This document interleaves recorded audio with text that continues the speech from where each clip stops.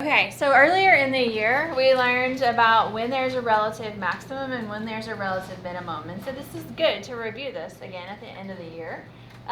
So if a function changes from increasing to decreasing, so like a normal function changing from increasing to decreasing would look like this. What is that going to create? As far as relative max or min, it's going to be a relative maximum.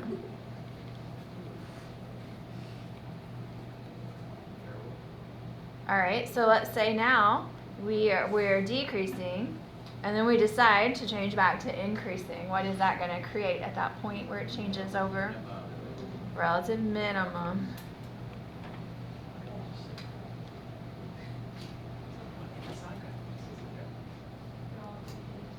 All right, that holds true also for polar functions.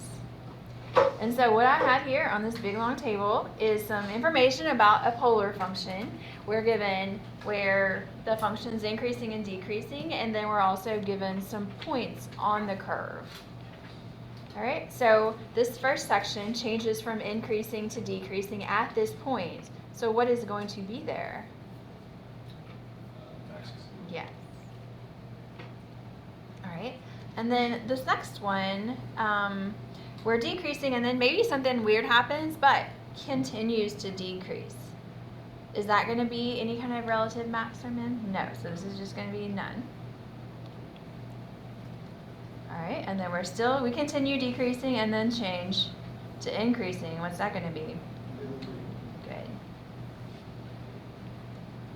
All right, and then we have another time where it's increasing and then continues increasing, which doesn't create anything. It might be a point of inflection or something like that, but it's not a relative max or min.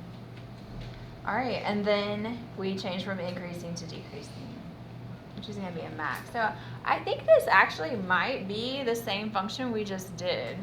That rows that did this thing right here. So that might be the same one. So there would be a relative min here, and then two relative maxima. But I'm not 100% sure. We don't have time to think about that right now. Anyway, so whenever we give the relative max and relative mins, we're going to give them as ordered pairs.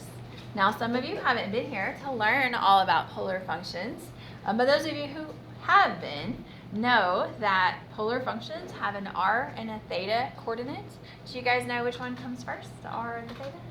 R. So it's opposite of what I feel like it should be. It's opposite of what was in the table of values, but that's the way it is. So we're going to give the r first and the theta second for our max.